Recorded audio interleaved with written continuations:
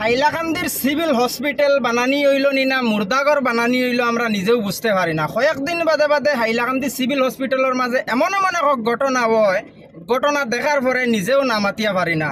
হাইলাকান্দির civil হসপিটালও যেটা doctor nurse এরা যে পর্যন্ত নাটক করেন আর তারা নাটকের কারণে সাধারণ মানুষ হসপিটালও গিয়া মরেন। একজন মানুষ হসপিটালও কিতার লাগি যায় শুধুমাত্র জানটা বাঁচাইবার লাগি যায়, কিন্তু হাইলাকান্দি সিভিল হসপিটালও যাবায় আর মুর্দাগরও যাবায় সমান। একটা ভিডিও আমি আপনারা দেখাইতাম চাই, আপনারা ভিডিওটা দেখলে সম্পূর্ণ জিনিস বুঝতে পারবা হাইলাকান্দি সিভিল হসপিটালও কোন ধরনের খেলানেলা চলে রুগী অখলরে লইয়া। আইসি ভাই আমরা জানি হসপিটালে আইলে তারা ডাক্তারে হোক আর নার্সে হোক ভাই রুগী বেলা করে চেক করে না, দেখে না তারা হসপিটালটা কোন জায়গার নাম হোক। তখন আমরা প্রাইভেট ডাক্তার দেখাই, প্রাইভেট ডাক্তার দেখানোর পরে তারা ডাক্তারে আমরা হসপিটালে এডমিশন দিলাইছে। দেওয়ার পরে সকালে যায় এডমিশন দিয়া তারা ফেলাইয়া গেছে, বাচ্চা তাই স্পিচ করে মারা গেছে।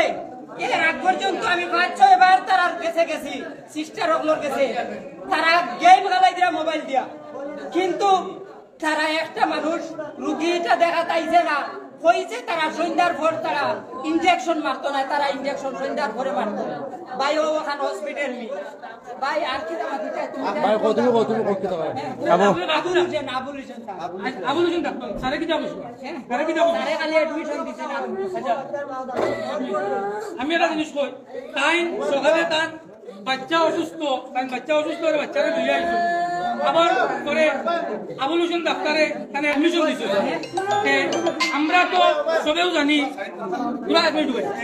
আমরা সবেও জানি যে স্বাভাবিক যে এডমিশন দেওয়ার পরে টাইম মতো নার্সরা আইতে লাগে, তারা আইয়া মানে ট্রিটমেন্ট করতে লাগে।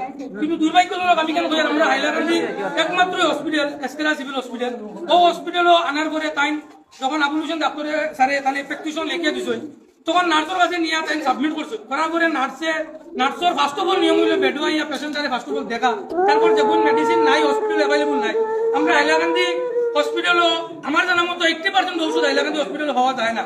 ডাক্তাররা যে ঔষধ দেখেন তার 80% ঔষধ হাইলাকান্দি হসপিটাল আমরা কোনোদিন পাইছি না, পাওয়া যায় না। এটা ইতিহাস আছে হাইলাকান্দি এসকেলা হসপিটাল। সেম নার্সের কাজ আসলো যেটা বাড়ি থেকে আনা লাগে বাড়ি থেকে আনাও, আর যেটাই না আছে প্রাথমিক অবস্থায় বাচ্চারা দেওয়া। কিন্তু নার্স না ইয়া নার্সে অবহেলা করছে। নার্সে তাই 3-4 বার গিয়া নিচে বইছে, নার্স আইছে না।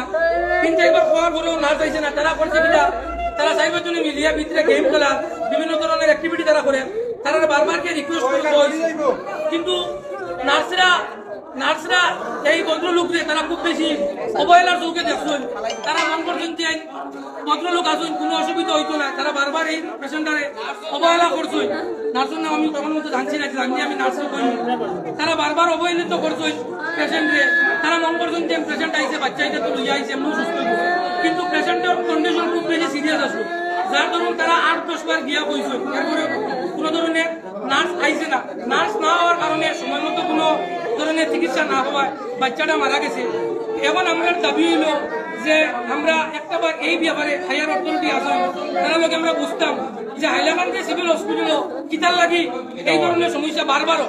হাইলাকান্দি সিভিল হসপিটালও এই সমস্যা নয়া হয়েছে না, আর এলা কেস নয়া না। হাইলাকান্দি সিভিল হসপিটালও রোজ দিন এলা মানে হইয়া থাকে, এবং প্রায় সময় আমরা সরকারটিও দুষিয়া থাকি যে নার্সকল হোক বা ডাক্তারসকল হোক তারা বেতন বাড়ানিও।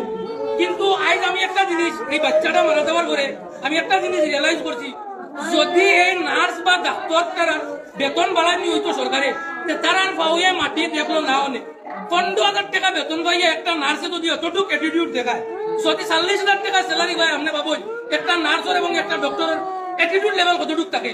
হাইলাকান্দি সিভিল হসপিটালে প্রত্যেকটা ডাক্তার এবং নার্সও অ্যাটিটিউডে বলবো, এই অ্যাটিটিউডটা দ্বারা আমরা দেখতাম তারা অ্যাটিটিউড লেভেল কতটুকু।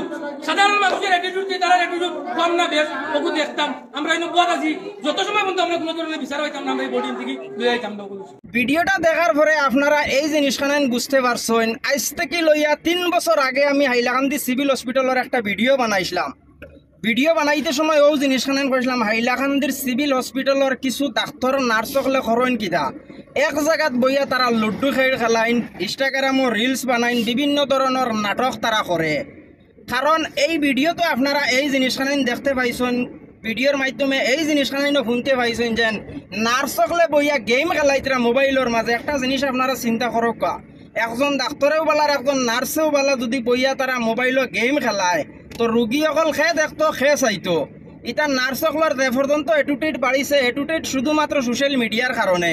তো এই ধরনের ডাক্তর সকলরে আর নার্স সকলরে উদ্দেশ্য করে আমি ও জিনিসখানি কইতাম চাই, তোমাদান যদি অত গেম খেলাইবার ইচ্ছা, ইনস্টাগ্রাম ও ফেসবুকে রিলস বানাইবার যদি অত ইচ্ছা, তো বিশেষ করে তুমি তাইন এই ডাক্তারি চাকরিটা ছাড়িয়া আইও ডাইরেক্ট হিসাবে সোশ্যাল মিডিয়াত আমরা লগে কম্পিটিশন মারবা, আমরাও তোমাদানোর লগে কম্পিটিশন মারমু, বুঝছো নি? কারণ মানুষ হসপিটালও কিতার লাগি যায়, তোমাদানোর কাছে কিতার লাগি যায়, মানুষ ভালো হইবার লাগি যায়। আর তুমি তাইন যদি বইয়া গেম খেলানি শুরু করে দিও তো রুগী তা দেখতো করগে। তো বেশি কিছু কইয়ার না, বর্তমান আমি গাড়িত শিলচার যাইয়ার ওইব হাইলাকান্দির সিভিল হসপিটাল লইয়া আর একবার খেলা শুরু হইব, যেভাবে পাবলিকে অ্যাকশন দেওয়া শুরু করছেন।